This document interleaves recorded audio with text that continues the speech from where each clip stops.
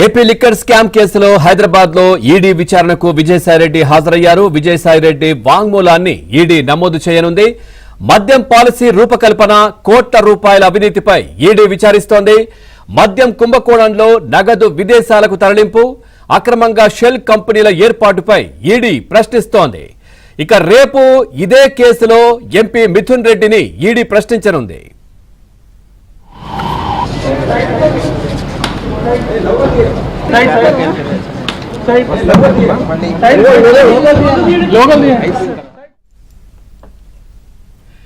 చూసినాం AP liquor scam కేసులో హైదరాబాద్ లో ఇటు ఈడీ విచారణకు విజయసాయిరెడ్డి అయితే హాజరయ్యారు. విజయసాయిరెడ్డి వాంగ్మూలాన్ని ఈడీ నమోదు చేయనుంది. ఇటు మద్యం పాలసీ రూపకల్పన కావచ్చు, కోట్ల రూపాయల అవినీతిపై ఈడీ విచారిస్తోంది. మద్యం కుంభకోణంలో నగదు విదేశాలకు తరలింపు కావచ్చు, అక్రమంగా షెల్ కంపెనీల ఏర్పాటుపై ఈడీ ప్రశ్నించనున్నట్టుగా తెలుస్తోంది. రేపు ఇదే కేసులో ఎంపీ మిథున్ రెడ్డి కూడా ఈడీ ముందు హాజరు కాబోతున్నారు. ఇదే విషయానికి సంబంధించి మరింత సమాచారాన్ని మా క్రైమ్ కరెస్పాండెంట్ ప్రవీణ్ అందిస్తారు. ప్రవీణ్, పూర్తి డీటెయిల్స్ ఏంటి? ఎంతసేపు విచారణ కొనసాగే అవకాశం ఉంది? పూర్తి అప్డేట్స్ ఏంటి? ఇప్పటికే ఎంపీ విజయసాయిరెడ్డి వ్యక్తిగతంగా ఈడీ ముందు విచారణకు హాజరయ్యారు. ఇప్పటికే ఏపీ సిట్ సిఐడి సిట్ అధికారులు దర్యాప్తు జరిపినటువంటి ఆధారంగా చేసుకొని, అంటే ఆ ఎఫ్ఐఆర్ను ఆధారంగా చేసుకొని ఈడీ కూడా రంగంలోకి దిగింది. ఈడీ కూడా ప్రస్తుతం అయితే ఈసీఐఆర్ నమోదు చేసిన తర్వాత ఇందులో భారీ స్థాయిలోనే ఆర్థికపరమైనటువంటి లావాదేవీలు జరిగాయి. మరోవైపు షెల్ కంపెనీలకు అక్రమంగా నగదు తరలించారు. మరోవైపు మద్యం రూపకల్పన అంతా కూడా హైదరాబాద్ కేంద్రంగా నడిచింది.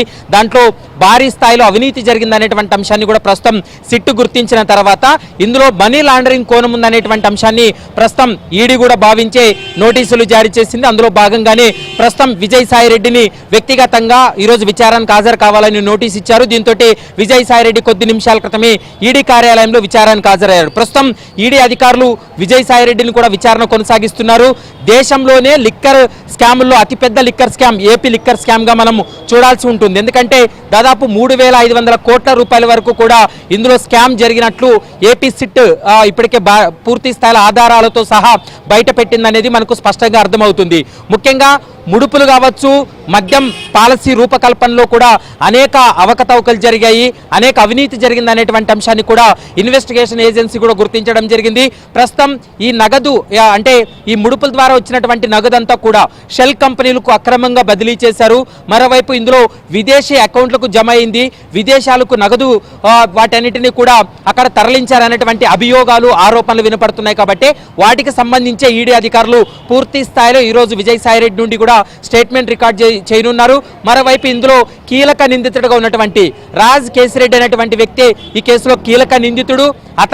అతనితో పాటు మరికొంతమంది ఈ కేసులో దాదాపు 50 మందిని ఈ కేసులో ఇన్వాల్వ్ చేయడం జరిగింది. 50 మందిని ఈ కేసులో నిందితులుగా చేరుస్తూ ఏపీ సిట్ అధికారులు కూడా ఒక కీలక నిర్ణయం తీసుకోవడం జరిగింది. ఇప్పటికే పలువురిని అరెస్ట్ చేసి జ్యుడిషియల్ రిమాండ్కు తరలించారు. ప్రస్తుతం విజయసాయిరెడ్డి సిట్ విచారణ తర్వాత ఈరోజు ఈడీ విచారణ కూడా రావడం జరిగింది. ఈడీ విచారణలో ఎలాంటి అంశాలు బయట పెడతాడు? ఎందుకంటే గతంలోనే సిట్ అధికారుల ముందు ఒక కీలకమైనటువంటి అంశాన్ని స్టేట్మెంట్ ఇవ్వడం జరిగింది.